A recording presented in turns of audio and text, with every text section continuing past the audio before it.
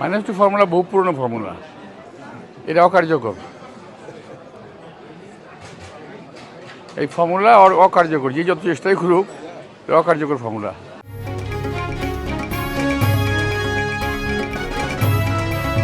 আমি আসছি, ম্যাডামের চিকিৎসা হচ্ছে এখানে, এটা আমার একটু দেখাও দরকার আছে, লুকআপ রাখা দরকার আছে, কেমন হচ্ছে দেখাশোনা জানা, এই তো।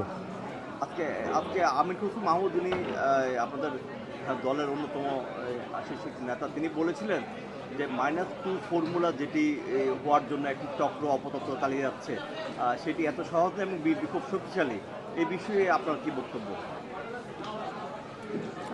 -2 ফর্মুলা বহু পুরনো ফর্মুলা, এটা অকার্যকর। এই ফর্মুলা অকার্যকর, যে যত চেষ্টাই করুক এটা অকার্যকর ফর্মুলা। বলা ডিফিকাল্ট।